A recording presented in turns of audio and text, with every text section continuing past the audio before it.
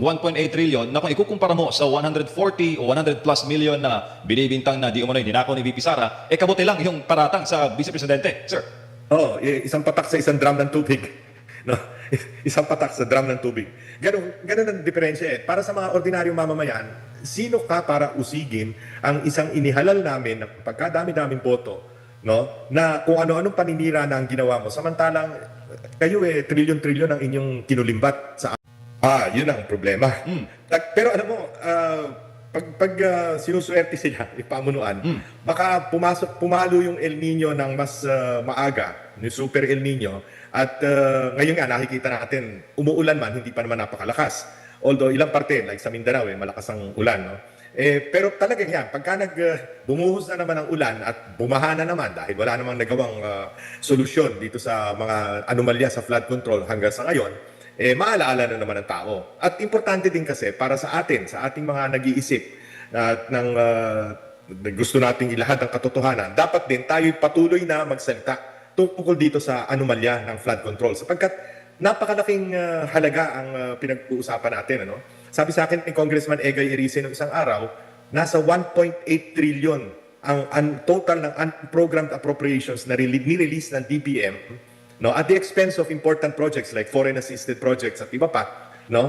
1.8 trillion, isipin mo yung laki ng perang yon. Na kung ito ay nasa sakaban pa ng bayan, di sana pwedeng bawasan ang presyo ng kuryente, bawasan ang tax sa kuryente para alam mo hindi masyado malaki yung taas. Ganon din sa diesel at gasolina. Pero hindi nagtiis na tayo ng 2 buwan mahigit na pataas ang presyo ng gasolina at kasama na rin doon ang pagtaas ng lahat ng presyo ng bilihin. No? Walang naitutulong sa atin ng pamahalaan kundi yung pakonti-konting ayuda na binibigay sa piling-piling mga tao. 1.8 trillion na kung ikukumpara mo sa 140 o 100 plus million na binibintang na di umano'y ninakaw ni VP Sara, kabuti lang yung paratang sa Vice Presidente, sir. Oh, isang patak sa isang drum ng tubig. No? Isang patak sa drum ng tubig. Ganun ang diferensya eh. Para sa mga ordinaryong mamamayan, sino ka para usigin ang isang inihalal namin ng pagkadami-daming boto, no? Na kung ano-anong paninira na ang ginawa mo, samantalang kayo trilyon-trilyon ang inyong kinulimbat sa aming taxpayer money, no? Yun ang iisipin ng taong bayan, no? Po, sir, ito ay mga tanong na para po sa kalinawan ng ating mga kababayan. Ito pong nangyari kay Senator Joel Villanueva, bilang pong kayo isa rin pong political strategist. Anong tingin mo, sir? Kasi maraming pumupuna nauugnay sa JAL, sa paninindigan sa katotohanan, ano daw nangyari, ba't daw ganito ang desisyon.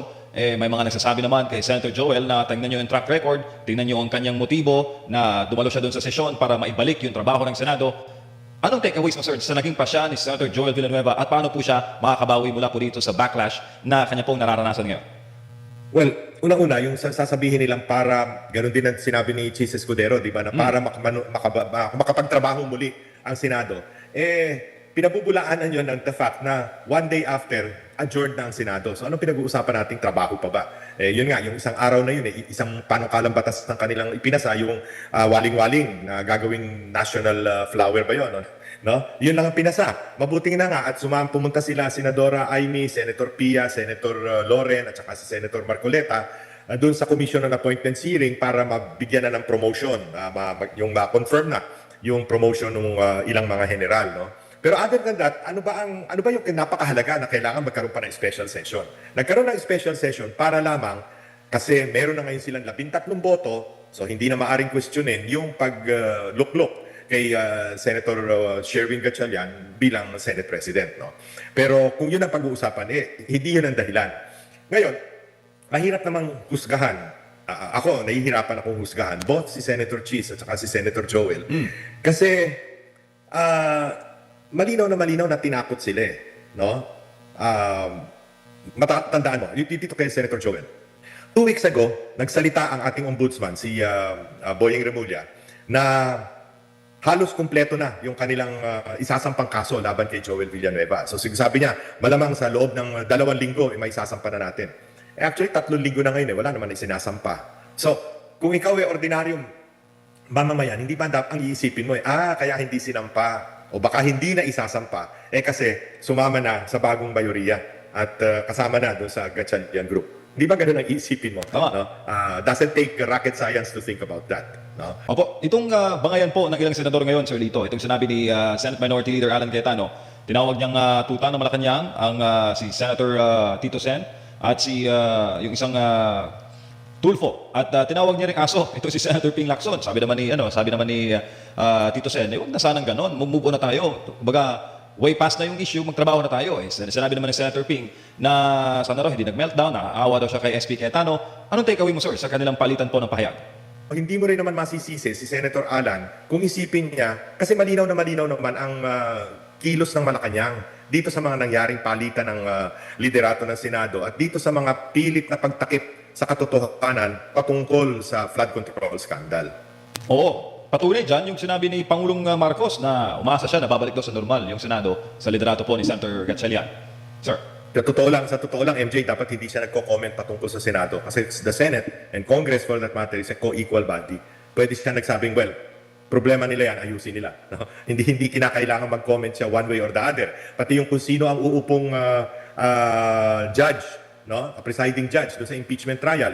Kaya yun ay si Senator Escudero, si Senator kung sino pa man, Senator Kiko, hindi dapat nakikialam ang Pangulo dyan. Hindi dapat niya sabihin, komportable siya o okay lang sa kanya kung si Chis Escudero ang umupo. No? That is none of his business.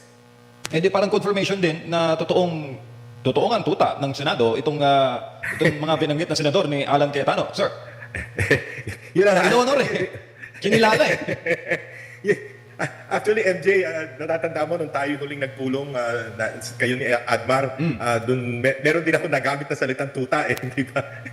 Baka napakinggan ni Senator Alan at ginamit niya ngayon. Opo, na-pick up yata. Opo. Sir, papalapit na po July 6. Maraming nagsasabi, tsaka maraming nagtatanong na baka raw irigalo sa Pangulo yung ngayong SONA, itong impeachment, yung guilty verdict. Ang tingin mo dun, sir? Unang-una, July 6 ang umpisa, July 27 ang SONA, hindi kakayanin Hindi pasok. na magkaroon ng desisyon by then. Ano? Tingin ko nito, aabot pa ito September. Baka hanggang Oktubre, wala pang desisyon. Pangalawa, yung pagtalakay ito, kasi 4 na articles of impeachment ito no? Hindi isang article of impeachment ito, 4 na articles of impeachment. No? Bawat isa nito tatalakayin. At nakita natin, doon pa lamang sa pre-trial, bagamat ang mga detalye ay hindi natin alam. Nagkairingan na yata yung private prosecutors ng House, si Attorney Lorna Kapunan, at yung isa sa mga abogado ni Vice President Sara Duterte. No? So, matagal ito. No? Hindi maaring irigalo ito sa July. Ano? At pangalawa, nung hindi pa nangyayari itong gulo sa Senado, at hindi pa pumuputok ng todo-todo itong mga pananakip butas sa Blue Ribbon Committee hearing. Nag-umpisa na yung iskandalo pero yung pag-hearing sa Blue Ribbon Committee hindi pa nagiging malaking problema. Ang aking pananaw noon ay maaring umabot pa sa 16 no, ang hindi magko-conflict. No? Ibig sabihin, yung iba doon boboto for acquittal at yung iba doon mag-abstain. Ang abstention kasi, pag hindi ka bumoto, nag-abstain ka, that is counted in favor of the impeached, yung tinatry na impeachable officer. No? Kasi kailangan 16 to convict, no? Or 2/3 of the Senate.